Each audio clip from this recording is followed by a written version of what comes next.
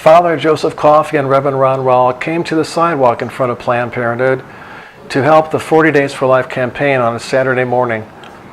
They and others prayed to end abortion services at the clinic located on Forest Park Parkway. Members of Catholic and Lutheran churches are active in the campaign in St. Louis, coordinated locally by Coalition for Life St. Louis.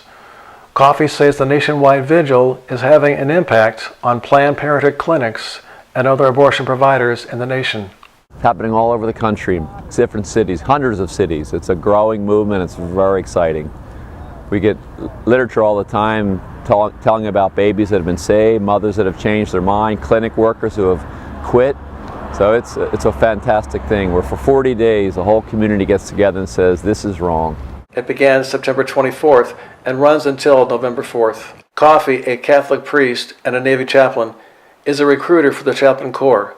He lives at the St. Louis Cathedral, just 2 blocks from the Planned Parenthood on Forest Park Parkway. Rawl is senior pastor at Timothy Lutheran Church in South St. Louis.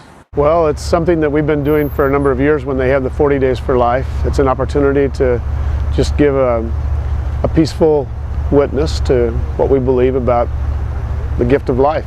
Rawl says Christian teens and young women are often pressured to end their pregnancy and get an abortion. There is a lot of pressure, I think, and sometimes it comes from, parents, sometimes it comes from grandparents, sometimes it comes from boyfriends, a lot of different ways that they feel that pressure, and sometimes it's almost absolute, like you can't do this, you have to get an abortion, you can't ruin your life, and so the pressure isn't even subtle. Sometimes it's very, very powerful and very overt. And the only way you can counter that is, with building into a young person's life the conviction that even though you may have made a mistake and you're going to regret that, this is a gift that God has given. It's a gift of life, and you have to protect it, honor it. Well, it happened, so we always offer forgiveness. We have confession. And there's a group called Project Rachel where they help women that regret their decision. Sometimes 10, 20, 30, 40 years later, I've heard confessions of women that have never forgotten it and really do regret it. So we always offer help and counseling and forgiveness. We never condemn. Coffey says people who work at the Planned Parenthood and others may view the protesters as an irritation. But he says it is a necessary witness to oppose the killing of unborn human life. I'm sure a lot of people that work here wish we would stop coming, because I think it probably makes them a little uncomfortable when they have to come to work and walk by a bunch of people who know in their hearts that what they're doing is wrong. They're killing unborn babies. They're innocent, have a right to life. So by being here, we're hopefully changing hearts and minds, and we're hoping that the Roe versus Wade decision will someday be overturned, as Dred Scott was overturned. Our country had slavery for a long, long time, and I'm from Philadelphia, and the Quakers in Philadelphia said that slavery was wrong 100 years before the Civil War. So it doesn't really matter how long we have to be here. We'll stay here until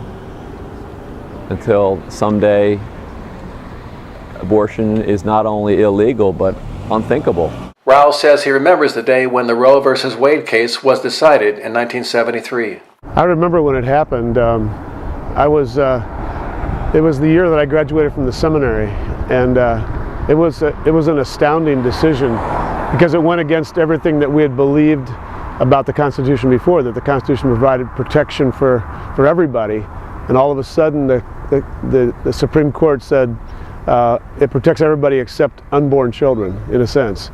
And it was really a tragic decision, but it's had a huge impact in our culture and just in a lot of ways affected the way people think about the value of life.